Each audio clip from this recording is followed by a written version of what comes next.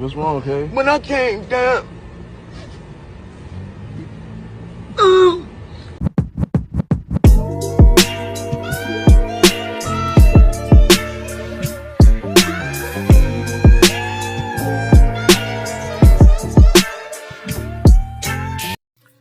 Hello and welcome to Big Dash Knows. Big Dash knows what?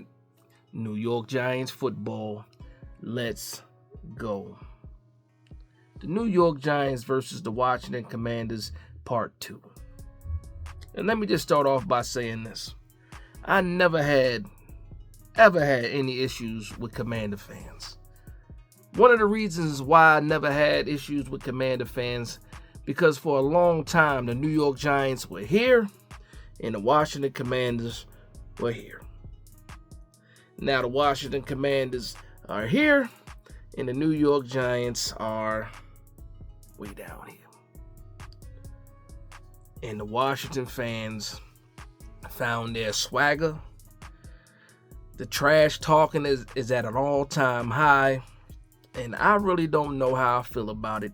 And I know Commander fans don't even care. Because right now they got themselves a quarterback. They're in the winning business. And they looking at the Giants like food on Sunday. Absolutely. And I can't even be mad at them right now. I can't even be mad. What have the New York Giants done this season to make you believe that we can beat the Washington Commanders? And I'm talking about belief, not hope, because I hope that we can beat the Commanders. But do I believe that we can beat the Commanders? That's the question. And I'm curious to see what you have to say in the comment section down below. Can the New York Giants beat the Washington Commanders? And for me, it makes me sick because I can't even believe that I'm saying this right now. But life isn't fair, and it is. It is what it is. So again, going into this game, a lot of controversy on the Giants side.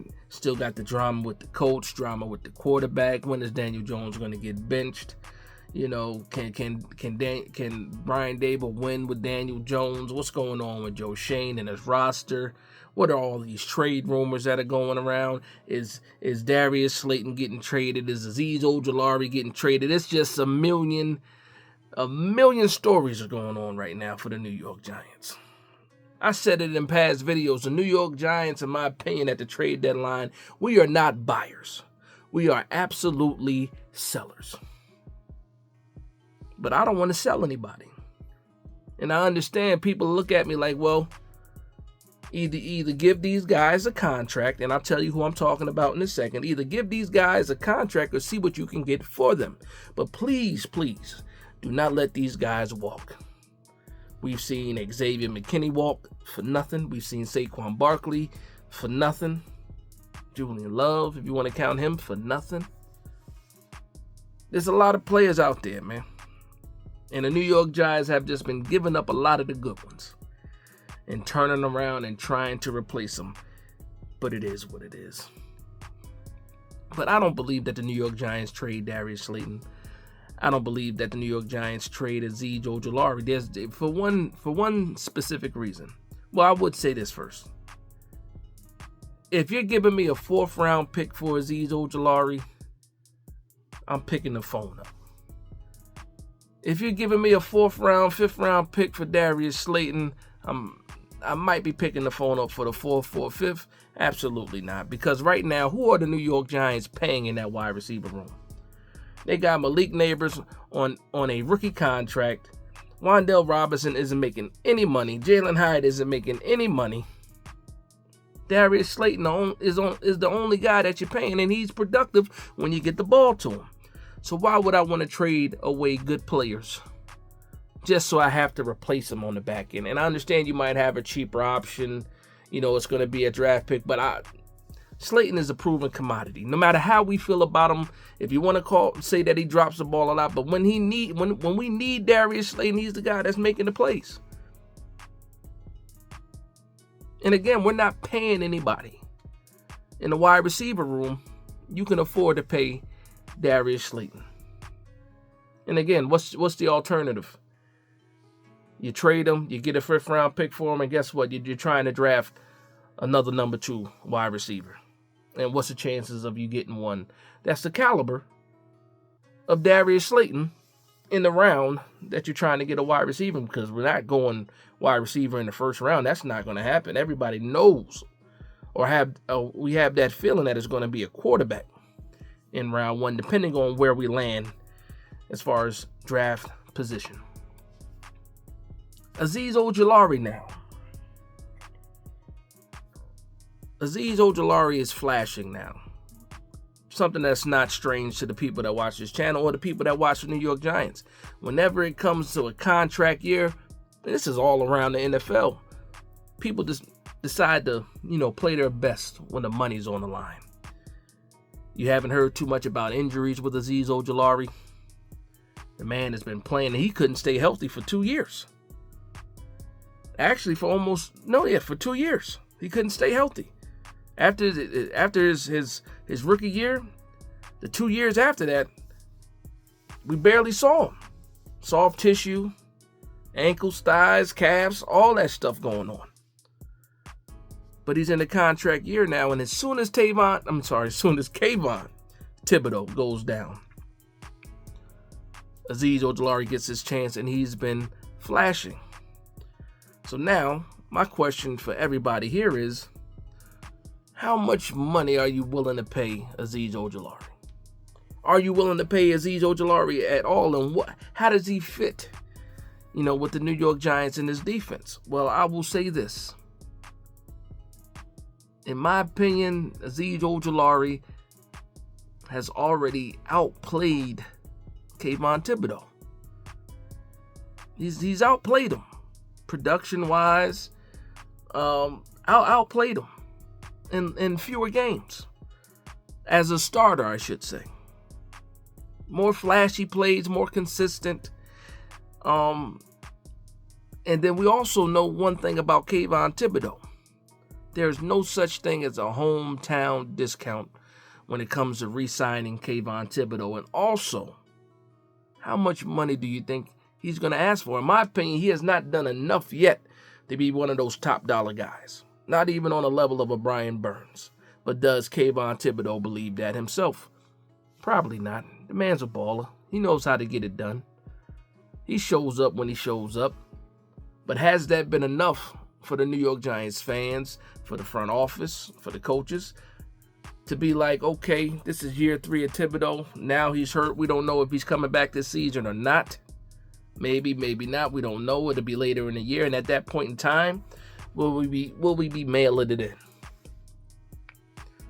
But at the end of this year, you make that decision of whether or not you're going to pick up the 5th-year option on Kayvon Thibodeaux. And to me, I have to start thinking about, okay, we got Azeez Ojulari, who's flashing, already looks like he's more productive than Kayvon Thibodeaux. But you have all these injuries, and he can't stay consistently on the field. Rocking a hard place. And you have Kayvon Thibodeaux, who has high aspirations of being one of those guys for the New York Giants, possibly. But the production is not matching the draft pick. And how much money do you pay this guy? It's a crazy situation for the New York Giants. But I also say this. A lot of good teams, all of the good teams have more than one good pass rusher. When you look at all the good teams, they got at least three notable pass rushers in their rotation. The New York Giants right now have Brian Burns, who is starting to show what he can be. Kayvon Thibodeaux, who is currently hurt and on IR. And Azeez Ojulari, who is in a contract year, and there's no guarantee he'll be here next year.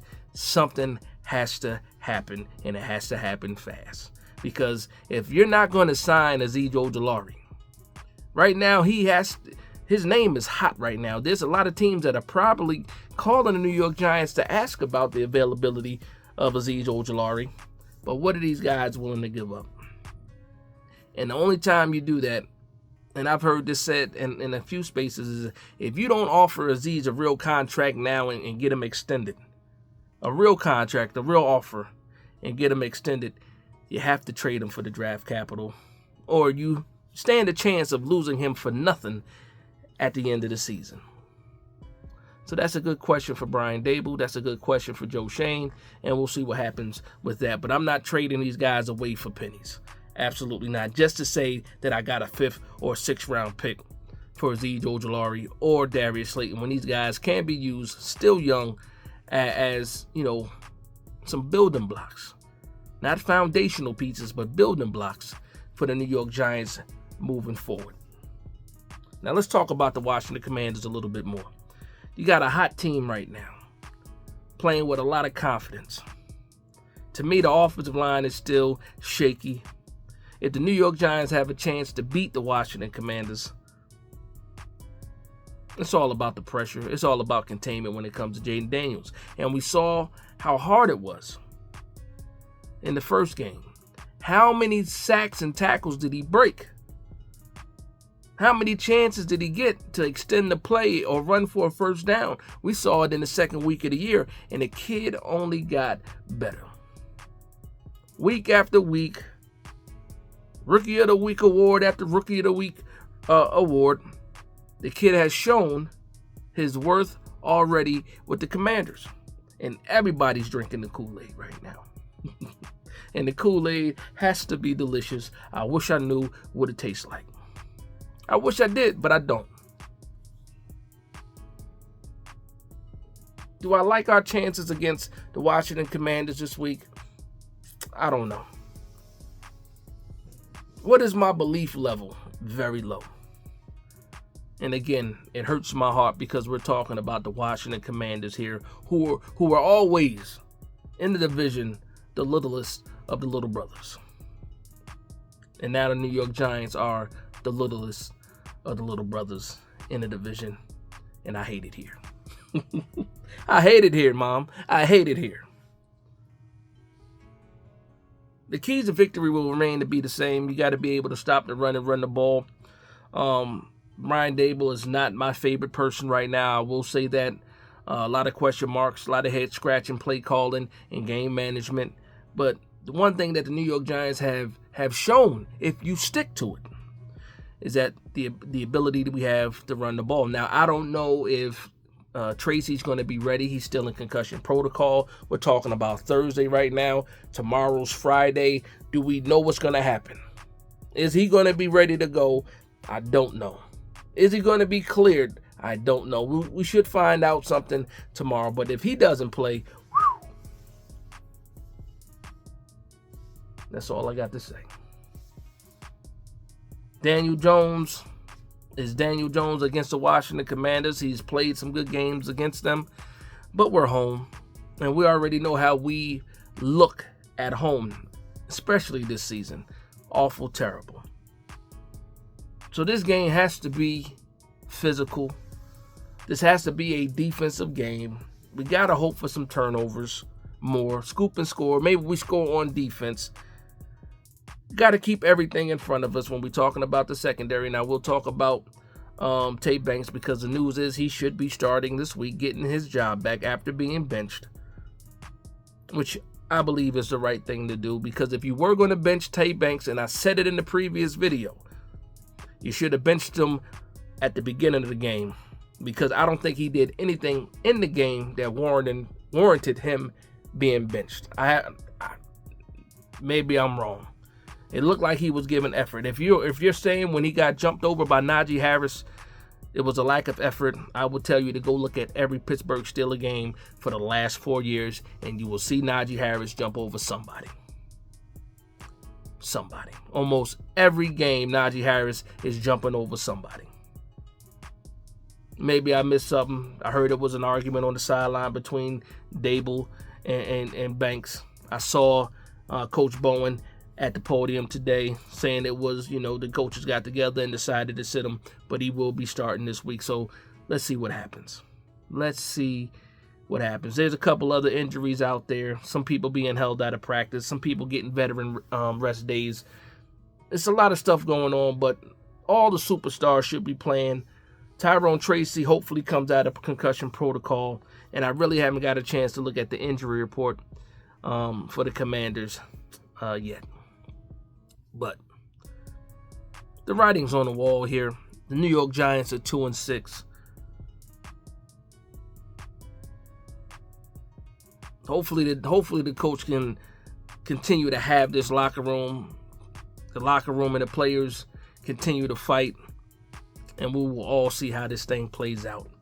Commanders this week, Panthers the following week, and these 2 games are going to be telling, because we got the vote of confidence from Mara a week ago before we lost, and I'm curious to see what happens in these next 2 games. You got to win one of them. You have to win. If I'm Brian Daboll, you got to win one of these games. You got to beat the Commanders or you got to beat the Panthers. I would love to beat both of them, but you got to do something, especially if you're trying to keep your job, because it's already shaky. And again, I cannot wait for Joe Schoen to feel the heat at the podium on the bye week, and hopefully the beat writers. I know Pat Leonard will. Hopefully these beat writers do not take it easy on Joe Schoen. No. But that's going to be a video, not really a preview. Just wanted to talk a little bit about the game. Wanted to talk a little bit about the trade rumors. Let me know what you guys think in the comment section down below. This video is already longer than what I usually do, but it is what it is. You know I like to keep it short and brief. Pause. But then again, I want to thank everybody for vibing with me. Please like, comment, and subscribe. And from one Giants fan to another, this is Big Dash Knows, Big Blue Nation. Let's go.